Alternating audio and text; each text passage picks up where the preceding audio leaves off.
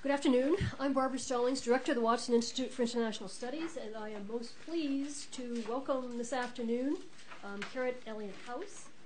Karen is the former publisher of the Wall Street Journal and former Senior Vice President of Dow Jones Company.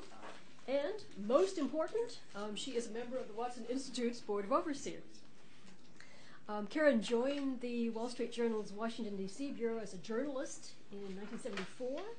At that point, she was covering energy, environment, and agriculture.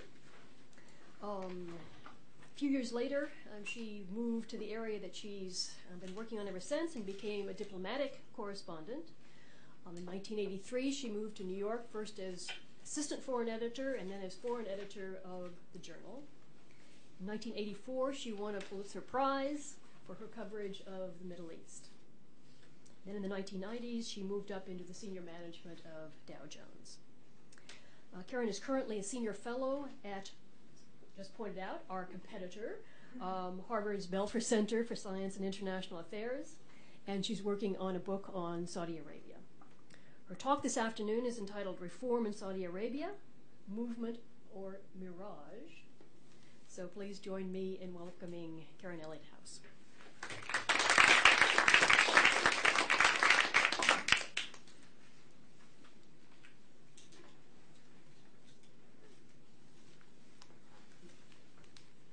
This microphone is on? Yes, it is. Okay, I'll turn on that one too. Thank you all very much for coming.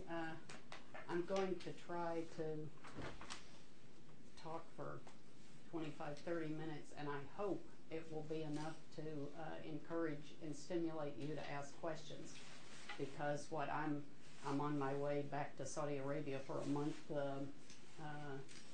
in May. So I'm very much interested in what other people know and want to know about the country, because I'm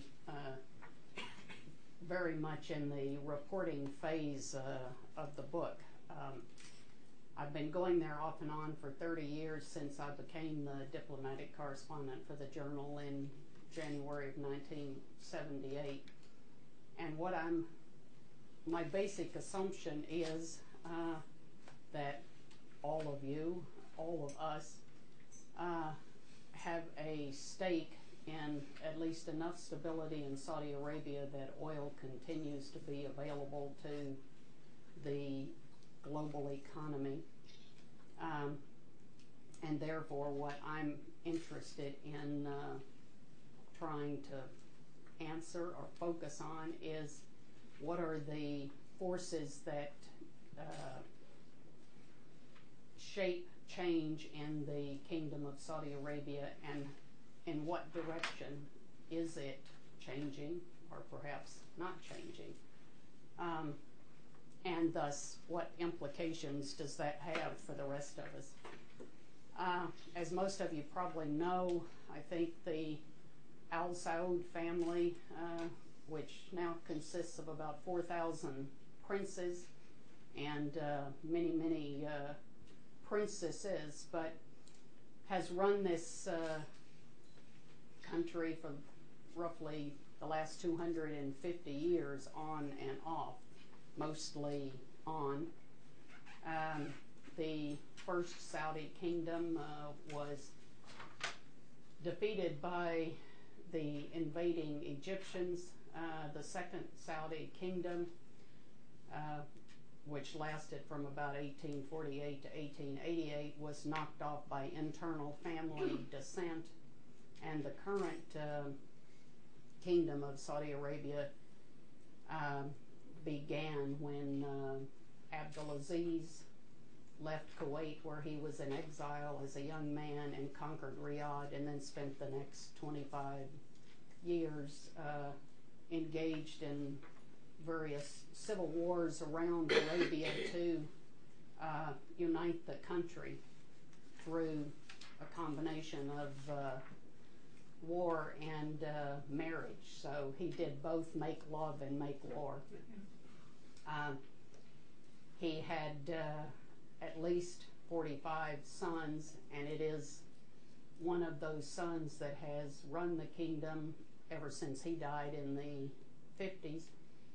And I think that's obviously one of the issues for the kingdom now, is that the leadership is a lot like the leadership of the former Soviet Union in the post-Brezhnev era, where one elderly man after another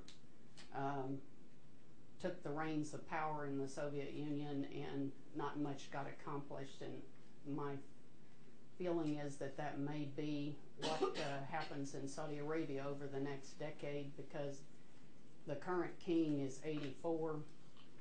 His crown prince is 82 or 3. And there are several other brothers bunched in their early 80s and late 70s before you get to the governor of Riyadh, who a lot of people think is a likely next crown prince, but he's already 72. So if you look at people who would assume the reins of power, it is likely to be somebody, if they're lucky, in their early 70s. So that's one big issue for them, is the leadership issue. Over this whole 250 plus year period, the governance of the country has been a combination of the Al Sauds and the descendants of Ibn Abdul Wahhab, whose name, Wahhabism, is the dominant form of very conservative Islam in the kingdom. And the fact that the Sauds used religion as a way to help advance their cause. Otherwise, you have one tribal leader after another who would like to be dominant, but they were advancing God, which made them more appealing. It is hard, I think, for most Americans to really comprehend how omnipresent religion is in the Kingdom of Saudi Arabia. This country is supposed to be very religious, at least church-going, but there is nothing anywhere here like, indeed, because we do have separation of church and state, but in all the ministries in Saudi Arabia, there are prayer rugs by the elevator and prayer rugs on every floor, and at 10 o'clock in the morning and noon and 4:30 and later in the evening, people at work stop and pray.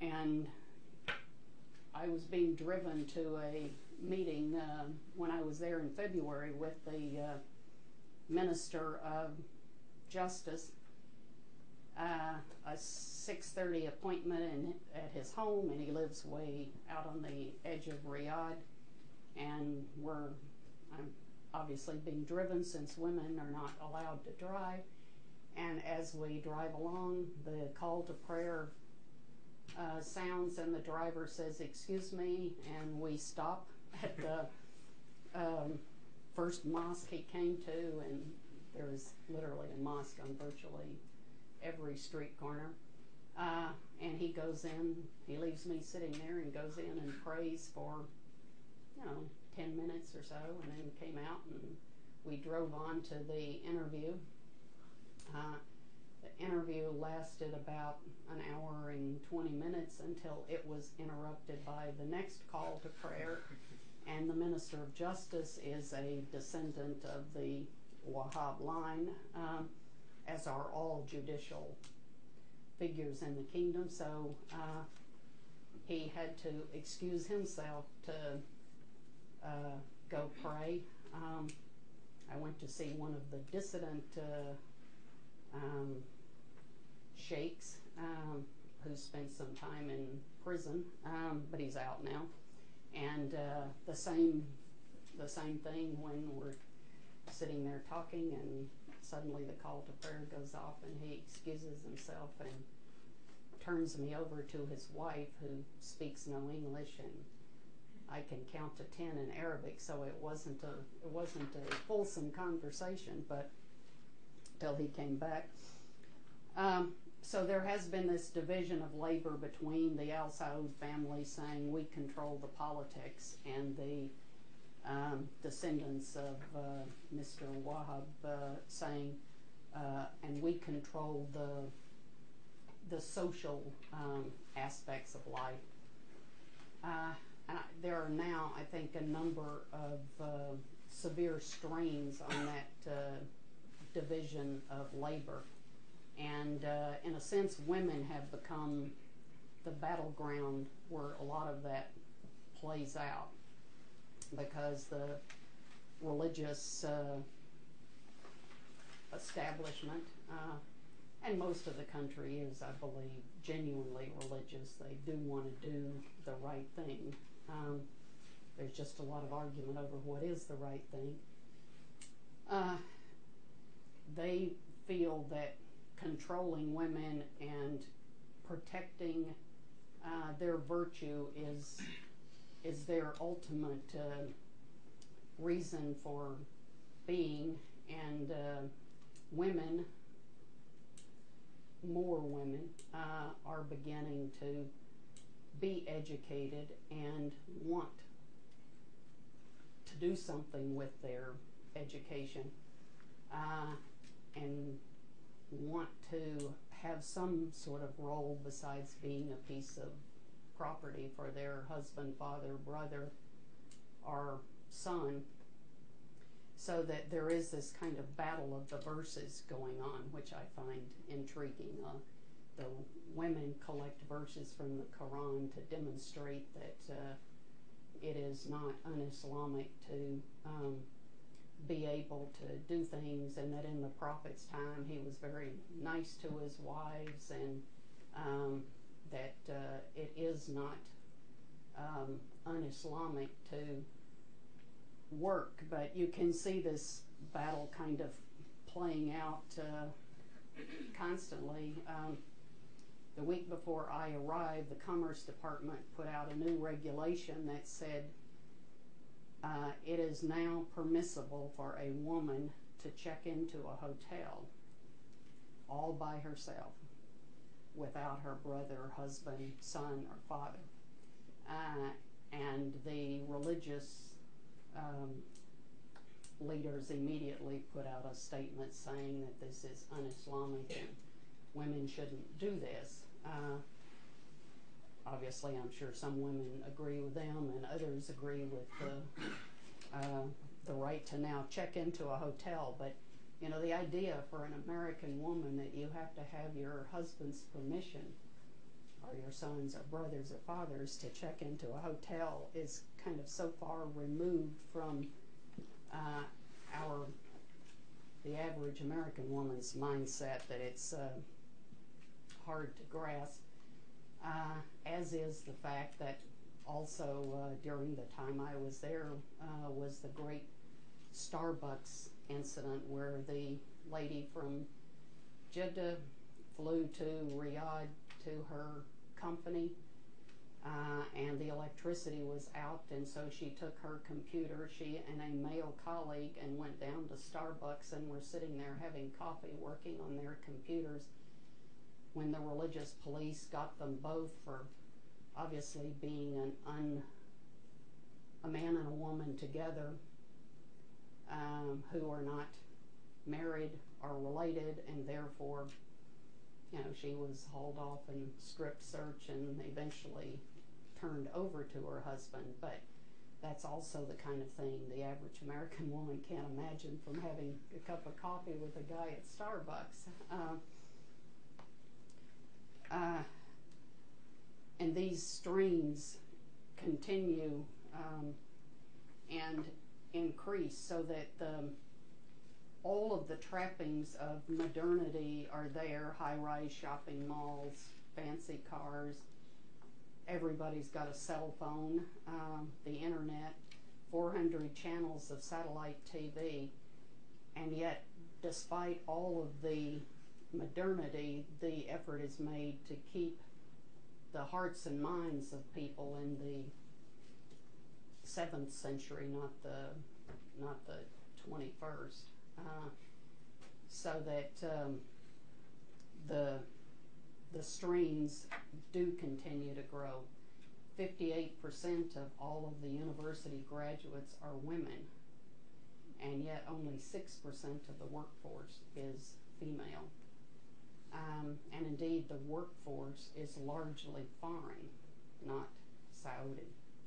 And that's one of their big issues, is that 50% of the country's population is under 18 years of age. So they have this massive bulge of young people coming through who are having trouble getting into university.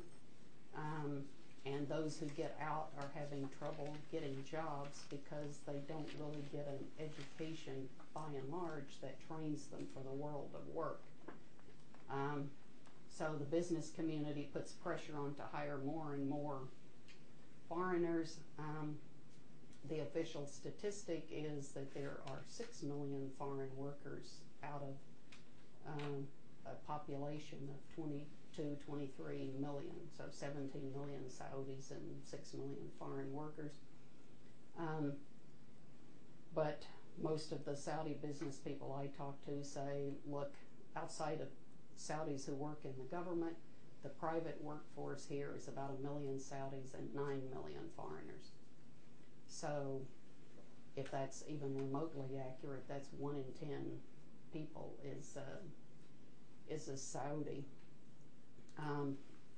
I spent 6 weeks in Saudi Arabia in 1982 going all over the country, because if you go to Riyadh and Jeddah, Riyadh is their Washington and Jeddah is their New York. Cosmopolitan, Riyadh, the political center, much more conservative. And in going around the country, you know, it's like you can visit the Kansas, the Texas, the California. There are differences in the country. But I was left overall from that trip with the impression of that Saudi Arabia for Saudis was much like checking into a 5-star hotel. You check in and somebody else makes your bed and brings your food and cleans your room.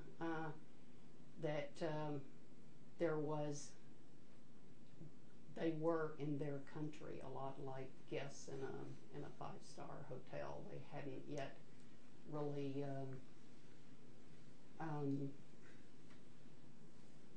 developed the skills or the work ethic to cover the whole range of jobs, because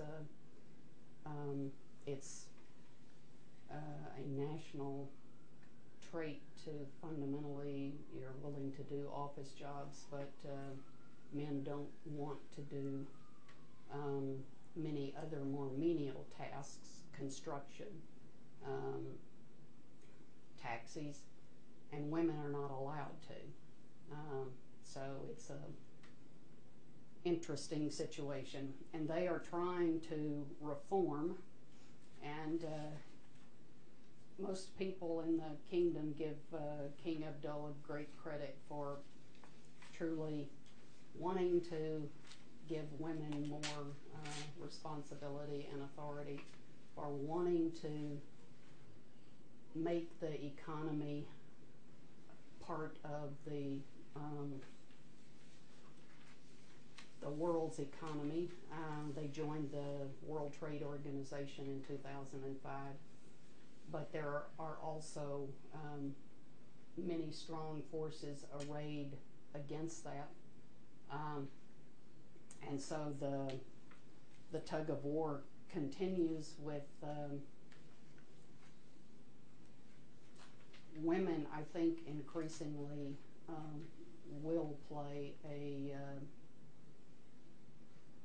a somewhat bigger role.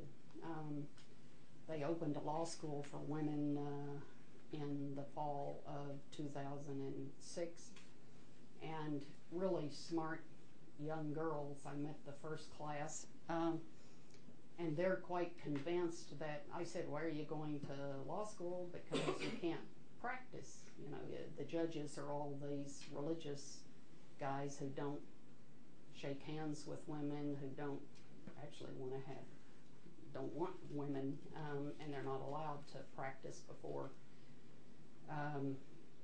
these Sharia judges. And they said, oh, it'll change in the next 2 or 3 years by the time we're out of law school. I think it will take longer to change than that, but it is good that that they have optimism and want to try. And there are a lot of people. It's behind the high walls that surround people's homes.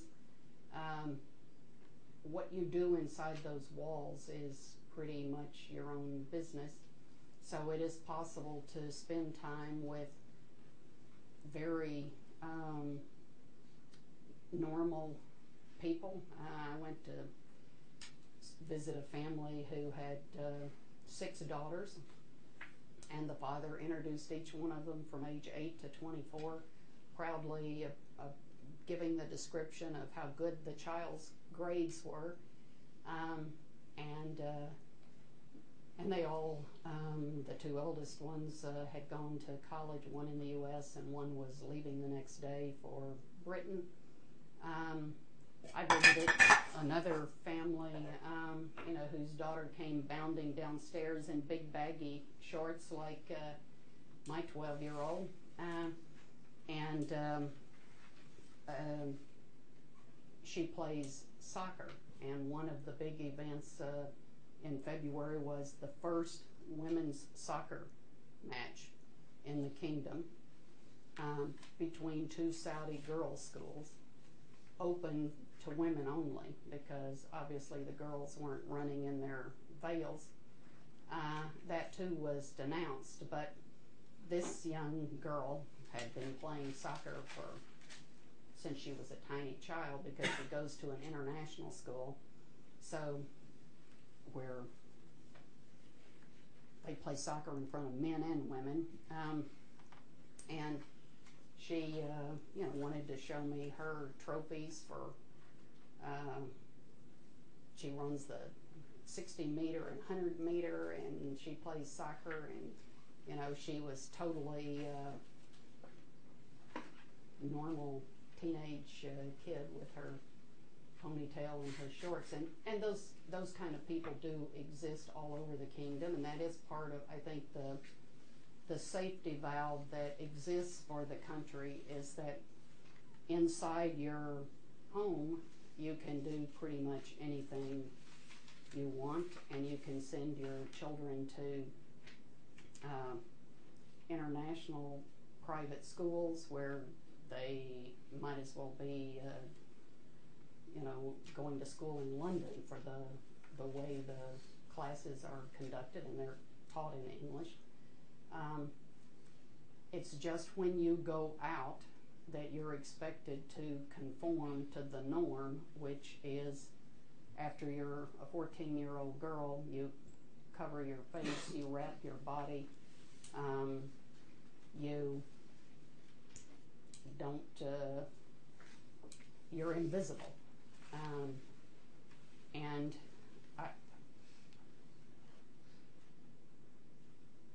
the fact that if you can afford it, you can travel, you can, even in the kingdom, go to places where girls do wear shorts, where women do drive. There's a quite fancy beach resort near Jeddah, and it's private property, so people can check into the hotel there, or they own a summer house there, and women are driving, and there's obviously no drinking in public, but there is in private homes. So it's I am definitely not predicting that the kingdom is not long for the way it is, because I do think they provide this safety valve, which in the eyes of the average Westerner is seen as a great form of hypocrisy. But what we see as hypocrisy provides freedom and an outlet. And so for every step forward that they try to take, whether it's allowing national dialogues where women and men have actually sat in the same room, not in the same room, in the same room divided, and where Sunnis and Shias have gotten in the same room, and people have been allowed to talk. The press is considerably freer to write about the things that I think that the government wants written about, which is abuse of women. That's a huge topic, and you can read it in the paper every single day. Parents who have beaten their daughters to death and been beheaded for it, or a poor woman who's in prison with her 2-year-old now daughter because her brothers forced her to divorce her husband, and therefore she can't go home with the husband. That would be adultery, and she won't go home with the brothers because she thinks they'll kill her. So she's staying in prison, or in essence house detention. But it's I think for all this set of social issues does give rise to a level of frustration from unemployment, which is very high. Inflation is now increasing. Women are pushing for more freedom, not all of them, but some of them. And young people seem to be the $64,000 question. I'm trying to spend a lot of time with young people, and there seem to be no organized studies of what the young think or want, or surveys. And I took 2 young boys to dinner, 15 and 17, and at the end of me asking them 1,000 questions, I asked them, if you could change one thing, what would you change? And the 15-year-old said, I would go to school with girls, because he doesn't have a sister, so he's in essence never seen a girl, never been able to talk to a girl.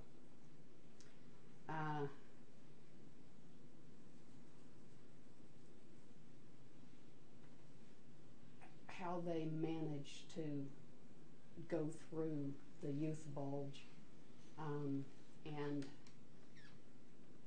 they have been, I think, fairly effective, obviously, at least at putting terrorism underground. Whether it's rooted out is clearly another question, but they have tried to. After 9/11, there were a whole series of incidents in the kingdom itself between 2003, 4, 5, where their interior ministry was attacked, hotels, compounds, and so they did go on a big effort to round up these people, and yet in the best Christian way, offer redemption. So if you want to recant and be sorry. You can get turned over to your family again, because given how tight-knit the tribal structure is, they don't want to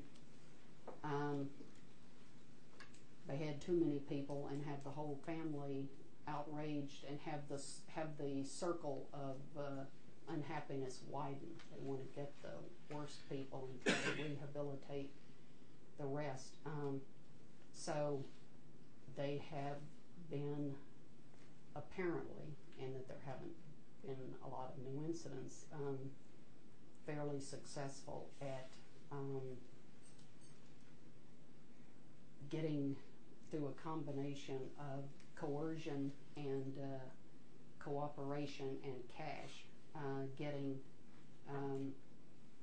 a grip on the problem, they say, and nobody will know until the next terrorist incident whether it's true or not. I think for Americans, obviously, terrorism is a big source of interest, beyond how stable is the place, because it can be stable, and if it's exporting terrorism, that's still obviously a major problem for us.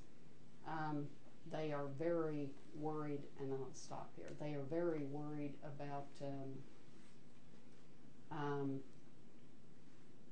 Iraq, and while they think the U.S. shouldn't have gone in, they're very worried that if and when we get out, that it will be seen as another defeat for the U.S. and thus for all of its friends, i.e. the Saudi royal family, that it will embolden the people who are unhappy with the family and unhappy with the U.S. And even more worrisome than that to them, clearly, is Iran, because Iran is a religious issue, given that it's a Shia country and they're the Sunnis, and anything with religious overtones is even more worrisome than something with political repercussions. So they are building a fence between themselves and Iraq. They say they are actually building it. It's sort of like the fence we're supposedly building between us and Mexico, which isn't being built, but they insist they are. And when I visited the top part of the border last February, they do have enormous electronic surveillance all over in a wide, it is desert anyway, a wide no man's land which they patrol 24 hours a day, and insists that there are almost no people now going that way, because they don't want their people to go into Iraq and get radicalized, and even fewer coming from Iraq into Saudi Arabia. But in sum, the royal family, I think, feels like they live in the middle of a forest fire, and they never know which burning twig is going to fall in their circle. There's Iraq, there's Iran, there are the internal issues of women are not a revolutionary risk. There's the internal issue of young, unemployed people, and what do they want? Are they happy to live off of their father, or if they can't get a job, or do they leave the country and go somewhere else, or do they stay there and seethe and become fodder for fundamentalist Islamic appeals? And I hope to have a better answer to this by a year from now, and many more months in the country. But no one I've found in the kingdom yet has a strong, confident answer, either positive or negative. They hope that everything's all right. So, on that, I would be happy. Yes, ma'am. I'd like to know what the attitude is in Saudi Arabia towards a woman such as you, who's an educated person, coming in to do these surveys and to see what the structure is. What is the attitude? Do you have to dress in burqa? Do you have to be careful where you go and with whom you're seen? Can you tell me what it's like for the researcher? This is a fashion story. I went in with my the old abayas, they're called. There were these what they call flying crows. It's a kind of big piece of silk with stitching, so your hands don't even show. You just stick your hands in and wrap it over you and put a scarf over your face. I never did the scarf. I did that once over my face when a young guy who worked for their CIA director was driving me around Riyadh in the early 80s, and he said, if I'm going to drive you around at night, if you're going to sit in the front seat, you're going to have to cover up, that I could ride in the back, but it's hard it's unfriendly to conduct a conversation from the back seat, so I put on the stuff he gave me. They now have quite pretty fitted abayas, not fitted, but they look like nice long black coats, and they have a lot of decoration on them, and that's what most women wear, and you just snap it all the way up the front, and it doesn't matter what you're wearing underneath. I lost my bags going there this time, so I had two outfits in the one bag I had with me, and I wore one of those two outfits for 1 month under my black thing, and no one ever knew. But I don't cover you have to cover your head if you're going to go see any of the religious people. So, the imams or the minister of justice, you're just asked to cover your head. Nobody's ever asked me to cover my face except the guy who was driving me around town at midnight in the front seat, and I understand his reluctance to do otherwise. I wear you don't have to, and the first 2 days I was there, I didn't, because I didn't have one. Mine got lost in the bags that were never found, but I decided to go buy another one because I was going to be seeing people, and they're not cheap. It's $500 for a nicely decorated abaya. But, when you see young women running all over the shopping malls wearing their Levi's and tennis shoes and, with their heads barely covered. So I think the people I try to deal with, some of them I've obviously known for 30 years, and what I try to do is get myself passed from one person to another, which is working increasingly well in modern times, because now when you're talking to somebody and they say, oh, well, you should go see such and such, in the old days, I used to say, oh, sure, I'd love to, what's their phone number? And the person would say, oh, I don't know, you can get it, or my secretary will give it to you. And then the secretary wouldn't be there when you exit the office. And then when you try to call them, he either does or pretends to speak only Arabic, and you never could get numbers. Now, anytime somebody says, oh, you should see such and such, you say, great, can I have their number? And they just take it right out of their mobile phone and give it to you. And it's the mobile phone number of the other person, so they answer the phone.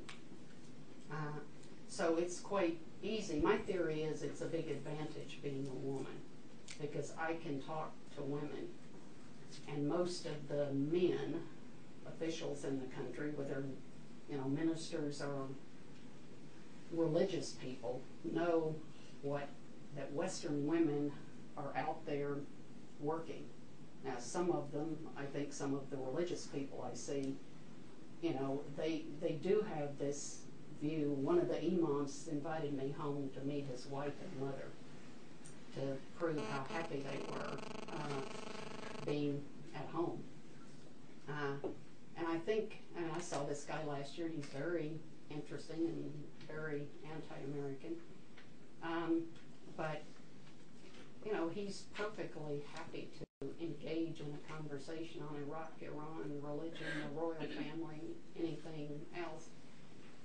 But he would not be happy for his wife and mother to meet some strange man. You know, so I do spend a lot of time with women because women are educated and they are articulate and observant. And I can spend a lot of time with men too. I think there are people who look at you, the Middle East as a whole, as a gross generalization, sees journalists as part of the U.S. intelligence apparatus. And so only if you go back and have a record with people over, you know, many years do they, and they can read you and conclude that you are or aren't, you know. But there is a suspicion. I mean, I met this time with some people who have, you know, been in jail in the last 10 years, who are out now. And it doesn't surprise me that they look at somebody like me and worry, you know, who does she report to? I mean, somebody asked me on this trip, who's paying your bill? And you're staying at the Intercontinental. The finance ministry owns that hotel. Are you here? And I said, I'm paying. I used to come here with the Wall Street Journal paying, but I'm paying every cent myself, nobody. You know, but there's suspicion, but it's not insurmountable. Is there frustration among the women of Saudi Arabia of this being concealed and not being able to use their education? Do they have alcoholism, or do they have drug abuse, or is there an undercurrent of turmoil within the female gender? I think most of the, and I'm obviously at some level, when you're in Riyadh and Jeddah talking to women, you're talking to educated, upper class women who are capable of trying to do something as opposed to complain. So, you know, the women have gotten themselves elected to the board of the Chamber of Commerce in Jeddah. They're not allowed to run in Riyadh, but they are on the board, and they have created a unit that services women who want to open their own businesses. And they've named it after the Prophet's first wife, because the Prophet's first wife was a 40-year-old woman when he married her. She was a very successful businesswoman. She hired him, and she asked him to marry her. You know, he didn't ask her. I mean, so it's a really, you know, it's another one of those interesting things that they, so the women have tried to use her name and her example,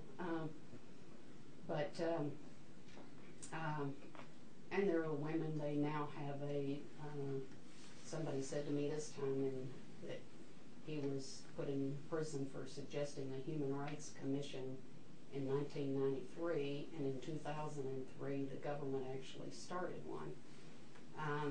In 2003, a number of people were put in prison for suggesting a constitutional monarchy. And so the unasked and unanswered question was, you know, in his mind in 2013, will there be a constitutional monarchy? But no, women, there is a lot of drug use, and you can read that in the newspaper. And there is a lot of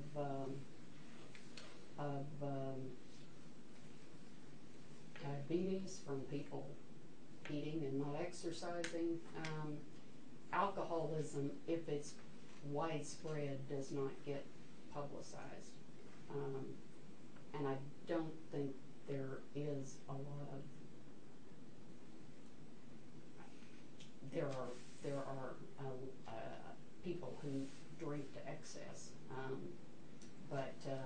think that's a particularly female problem. At least if it is, I haven't seen or heard it. Yes, ma'am. Which one? You, go ahead. Yeah, not that I don't care about women, I do very much, but I was wondering if we could just shift the discussion for a few minutes to the unemployment and labor issues that you brought up. And I have two questions in that regard.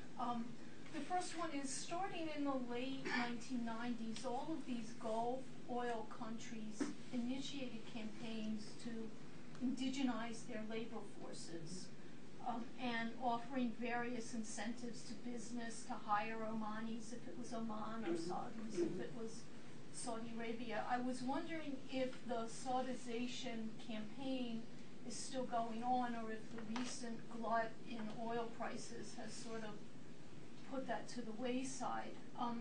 My other question, which is related, is that within the past few years, a number of the Gulf oil countries have signed free trade agreements with the United States. It's a little puzzling to me because it seems like they always had free trade, but in any case, as part of those agreements, these countries have actually legalized trade unions, which used to be illegal everywhere in the Gulf except Kuwait. Saudi Arabia hasn't done that. It hasn't either signed a free trade agreement or legalized unions, but it's my understanding that it did legalize workplace organization. And I was wondering if you've been following at all what's been happening in Saudi workplaces, if there are organizations of workers that have been started, and how that's sort of progressing. I can answer the first better than the second. That's a good question for me to look at in May, your second. Saudization continues as a stated goal, to hire Saudis, to train, and the business people, basically in the main complain that the workers are not qualified, and if we're going to grow, we've got to import more labor. So last year they imported like 1.7 million foreigners. Some business people say, well, our fellow business people must understand that we do have to hire and train our own people. This is simply a tax we have to pay. But more of the business people seem to be of the view, I'm running a business, I want the best trained, cheapest labor I can get, and obviously a lot of workers from India, Pakistan, places that are Muslim and educated and can't get jobs in their own country are delighted to come there and work, so they don't have any problem getting them, except that the government has to give them visas. So the Minister of Commerce is kind of the battleground there. If he's supposed to push Saudization, and the labor minister is supposed to give you or not give you visas, and the Minister of Labor has been very unpopular for giving them and very unpopular for not giving them. But it seems that, judging from the increase in imported labor, that Saudization is not clearly working as well as they had hoped. One example that people complained about last year was they had tried to take the gold trade and Saudiize it, and that it's really Indians who do gold work, and therefore they had ruined the gold market, and that on construction they want Saudis, but Saudis won't do it. And there was great pride expressed by several business people that in the service industry, where there were quotas, that they actually had been able to hire Saudis, but the complaint was that they don't stay. They work for 2 or 3 months and quit. And one of the big subjects now is nursing, that they hire all these Filipino women as nurses, and as soon as they're well trained, they immigrate to the U.S., which is where they want to be anyway, and they can get in because of the nursing shortage in this country, and that if they would only allow their own women to be nurses, they could train them and they'd stay, which certainly makes sense. But so that was one of the big new developments. The ministry, the National Guard had just opened a nursing school to allow to train women. Yes, sir. Yes, I was actually going to make this a two-part question, but the lady here had asked part of what I was going to ask. So I'm going to make this a question on the religious aspect of Saudi life, and that is that for the past 8 decades, the House of Saud has controlled the Hijaz region, which was the cradle of Islam, and for the past 13 centuries had been controlled by the Hashemite family, which is the first family of Islam, for those who aren't aware. Now, Wahhabism which the Saudi family practices, is a very strict form of Islam, and you have many Saudis, some of them who claim to be practicing Wahhabis, who will go to countries like Jordan, Bahrain, Yemen, Oman, where religious freedom is more relaxed over there. Now, how would you, and in a way, this also creates a form of hypocrisy within Saudi religious life. I mean, how would you explain something like this, and also why is, basically, what I'm asking is, how do you explain the hypocrisy of Saudi religious life, seeing how they behave in such a way like this?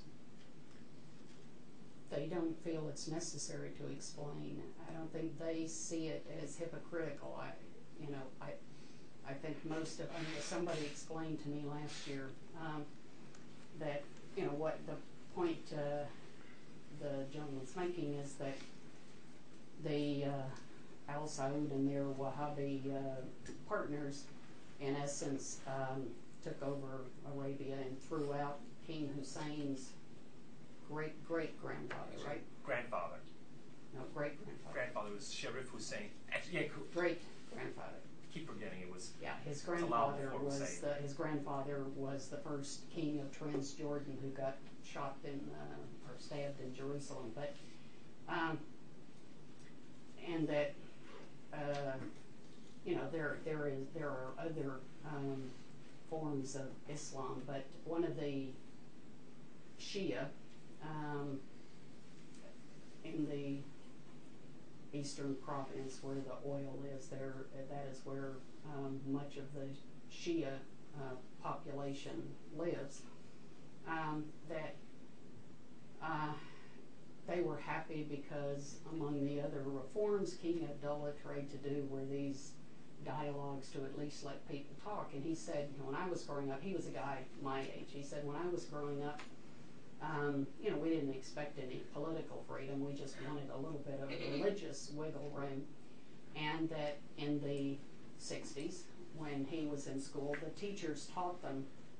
The teachers in the 60s in Saudi Arabia were from Egypt and Jordan and places like that, because the Saudis didn't have many educated Saudis to teach. So he said, our teacher told us that just write what we tell you on the test. You don't have to believe it. And that now his son, who's taught by a Saudi teacher, is told not only must you write on the test that Shias are infidels and therefore even worse than Jews or Christians because they're fallen Muslims,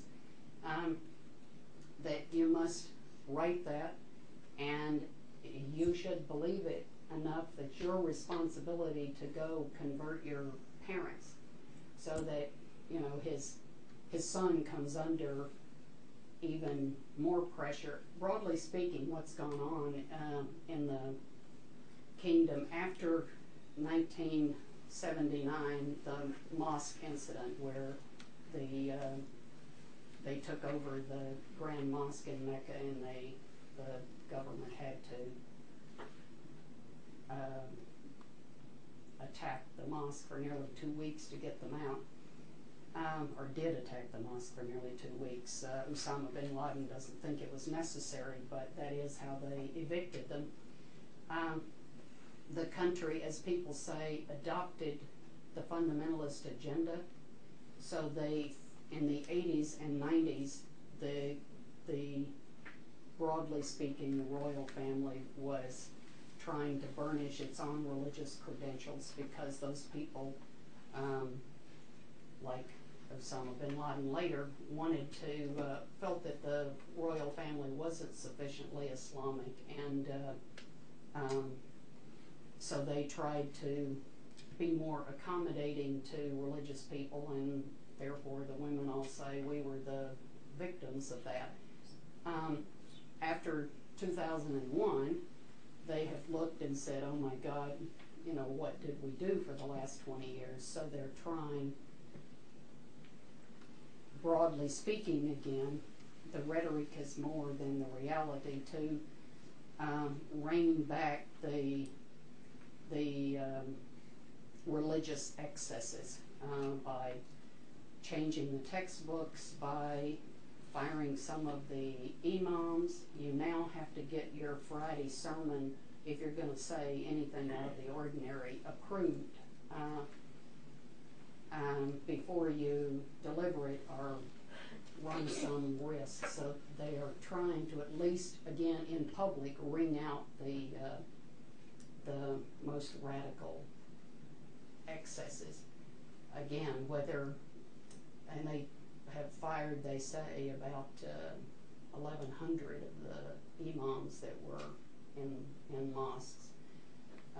Whether those people have gone away angry or just gone away, I don't know. Yes, ma'am. Yeah, the Saudi, I'm curious as to your assessment of the Saudi views on terrorism now, and particularly, looking at Osama bin Laden. The conventional wisdom seems to be that until the Riyadh attacks in 2003, that the government wasn't taken seriously, that we really had to crack down on terrorism. And then they rounded up, and there was a fair number of executions and deaths and people put in prison, etc. But I'm curious as to what you think now is going on, because the perception is still that through private donations and zakat, that there's still a fair amount of financing coming, not only for Al-Qaeda, but for the Iraq insurgency from private donations in the Saudi kingdom. And I'm just wondering what your assessment is in terms of the general mood, whether or not that is in fact something that you think is going on, and whether or not it's, there's one public line for the government, but it's really tolerated. The honest answer is I don't know, but there is so much money that sloshes around. If you haven't read, I strongly urge everybody to walk out and buy Steve Cole, who used to work at the Washington Post and who's now, I guess, at the New Yorker, his new book on the bin Laden family. It's just wonderfully readable, but that book too is full of sloshing money, suitcases full of money. So much money does slosh around because it is a cash economy, a credit card economy. There was the famous story of George Bush or whomever who didn't have any money in his pocket, and how John Kennedy used to never carry money. I mean, all Saudis have a lot of money in those white things. It's just, so my assumption is that there is a lot of money that makes its way to Palestinians, Iraqis, because the mood of the place is much more anti-American than it was in any time of my 30 years of going there. People used to think we were kind of naive and bumbling, but fundamentally good-hearted. And now, it doesn't take long for people, big business people or imams or folks out in the country to get around to the most amazing conspiracy theories, and to to real expressions. I was at some dinner in Jeddah this time, men and women mixing, all dressed up, gorgeous women, great big house, fancy food, ice sculptures, the whole bit. And, you know, as soon as the discussion started, I mean, it was kind of like a heavyweight boxing match. And some of the women led off. You know, they do seem to have, there used to be a kind of obligatory anti-American spiel on how we were too pro-Israeli, but now it's much, much more, I think, heartfelt. I mean, some of the Palestinians do go to hospitals there for surgery and things like, you know, people have seen things, plus they see it on TV, so it's a much more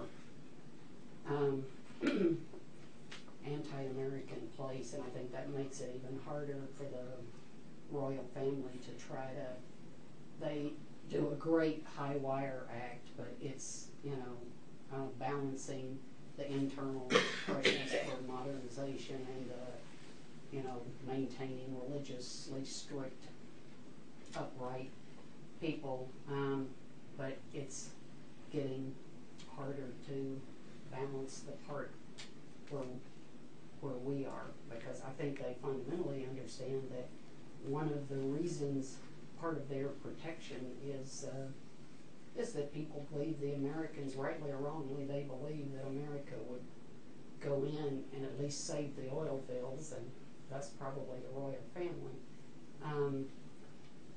And that's a part of the protection for the royal family, and obviously we're also an albatross around their neck. Yes, ma'am.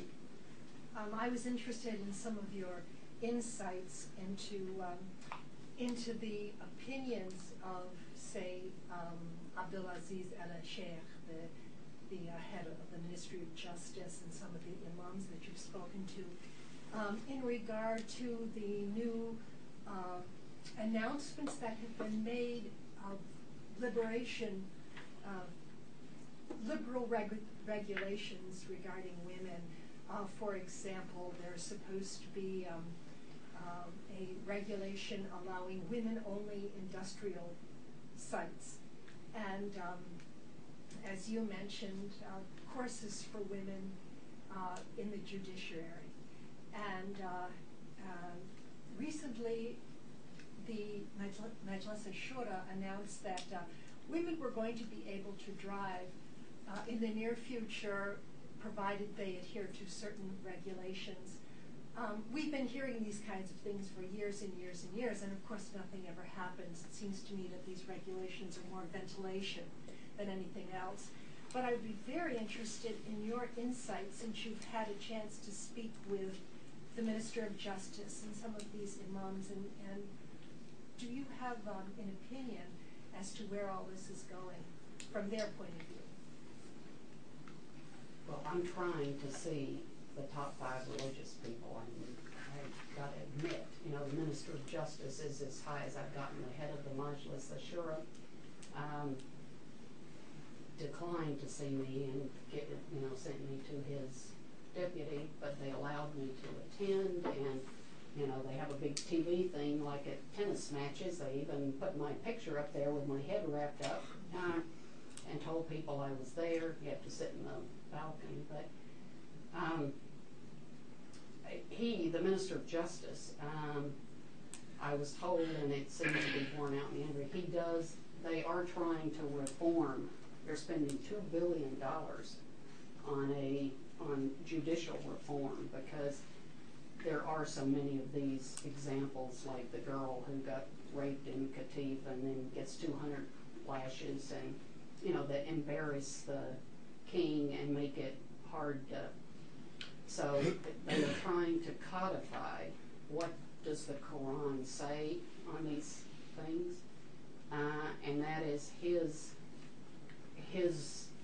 job to come up with these codifications. Now he says we will give them to the judges, and they don't have to abide by them, because in essence, once you're a judge, it's like here you're a judge for life, and they can reach the conclusions they want, but they are trying to create another 1,000 judges. And I think they have either 2,000 or 3,000 now. So these extra 1,000 judges over the next 5 years, the idea is to spend all of this $2 billion on finding and educating people, not just in Sharia, but in modern international law, so that they can make rulings that are religiously sound but internationally informed. If that may be an oxymoron, but that's the goal, so that it seems at some level that the king, is sort of saying, if I can't reform these, I can create these, and how effectively he creates if you will, a parallel new structure. And almost all of the judges, I'm told, come from the kind of Qassim, most conservative area of the country. And that's one of the things people say, you ought to be able to become a judge if you live in Jeddah, or some place that's less conservative. But this codification, he seems to really believe in. And he clearly understood some English, and he seemed quite, obviously he was willing to meet me, so he either had, or maybe both, not either, he had an agenda he wanted to perpetuate, and he had the confidence to do it. A lot of the religious people, I'm told, think that A, talking to a woman is not a good thing, but B, talking to any American is not a good thing, that we're so godless and off the planet that, there's no way you could have a constructive conversation. So they just don't want to do it. But it'll be interesting to see what does happen. But there are women starting businesses. There are women trying to become lawyers. There are men who are better educated, and men who have daughters. It's a lot like, I think in this country, a lot of men got sensitized to equal rights for women when they had daughters, who couldn't do the things they wanted to do if they didn't get more support. In the 70s, we had a ways to go on equal rights. I'm not comparing us to Saudi Arabia, but time to stop, Barbara. No, I want to ask a question. Oh, okay. Then we stop. I was surprised, Karen, that oil didn't play a very important role in your story. Since you've been going to Saudi Arabia for 30 years, you've seen oil prices up and down and up and down. What's your feeling about how the availability of oil money changes or doesn't change the story you've been talking about? Does it have any impact if they've got a lot of money sloshing around, as you say right now, compared to the more austere days? Yeah, the 80s and 90s were more austere days, not only because of the mosque incident, and so they wanted to be more religious to stave that off, but because they didn't have a lot of money. Oil prices were, relatively speaking, low in the 80s and 90s. Their oil revenue has gone from like $30 billion in 1999 to $260 billion. And so people know, the Saudis know, that this ton of money is coming into the country. And I think it does raise people's frustration level that I can't find a job, I can't get into university, because they know the money's in the coffers, or in and out of the coffers, whichever it is. So the government is spending a lot of money. I'm sure everyone has read about this new King Abdullah Science and Technology University, where they are going to mix men and women students and try to create the kind of house of wisdom that existed in Baghdad in the 800s in Islam. They're get an economy that could sustain itself beyond oil.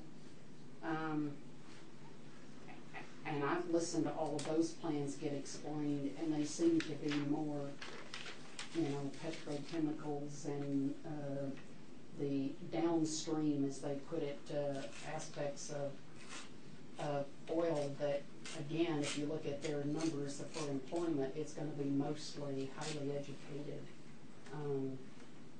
foreigners. But I didn't spend a lot of time on oil because they're pumping it, and we're paying for it, and the country is using the money to build hospitals. They're trying again to improve people's life, but the level of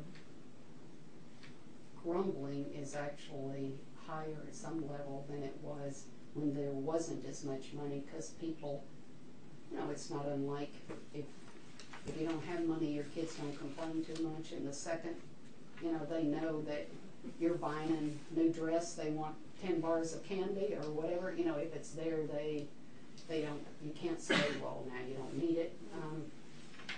So people don't pay taxes, and that's kind of the fundamental bargain in Saudi Arabia with the royal family. Seemingly no representation without taxation. So there's no taxation, therefore there's no representation. And the majlis that she referred to, this parliament of people appointed by the king, there's no real control over the budget. The government and the royals put together a budget, and they spend, and when the pressure is increasing because of inflation and unemployment now, there are a lot of complaints. So again, while I was there, the government announced a 5% pay increase for government employees, which people just laughed at. And that's another one of the changes in the, apparently everybody in the kingdom emailed everyone else within 5 minutes of the 5% announcement. And so the Minister of Finance then came out and said, well, actually what we meant was 5% a year for the next 3 years.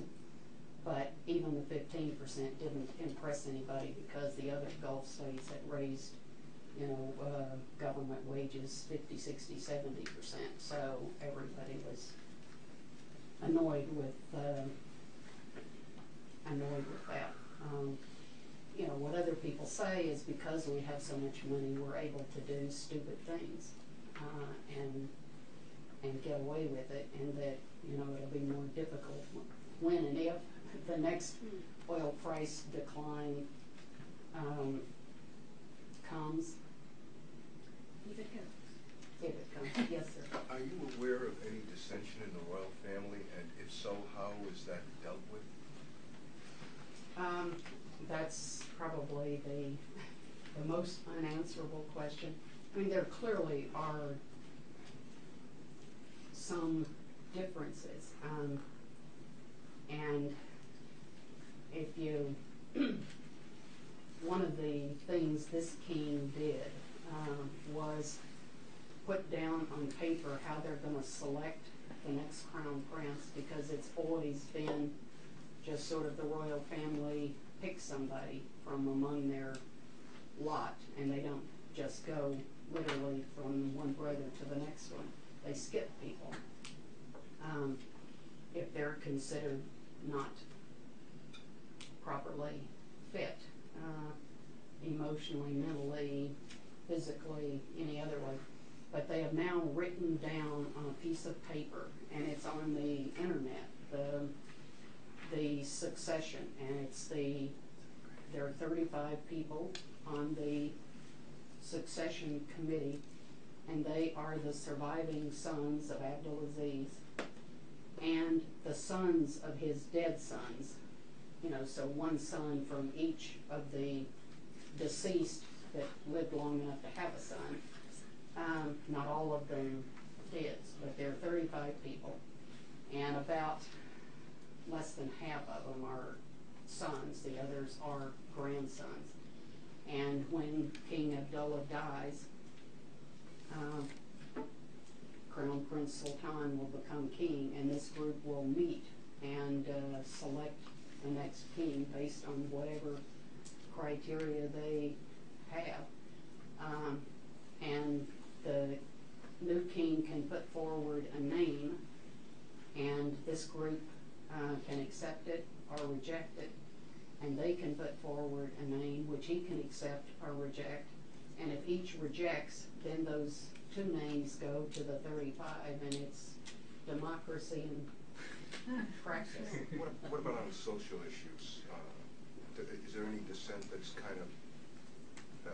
What people say is that, and I have no idea if this is true because, and nor do most of them because they're not talking to King Abdullah any more than I am, but you know what the conventional wisdom is that King Abdullah is a really good-hearted, good man, that he's not like King Fahd had a reputation for being a boozer and a womanizer, that King Abdullah is a good man who really would like to advance the country because he thinks that's the best way to keep the royal family in charge, like to give a little more freedom to women, not wholesale, and that it is the Crown Prince and the Interior Minister and the Governor of Riyadh, all of whom are full brothers, that it's that set of the family that's a little more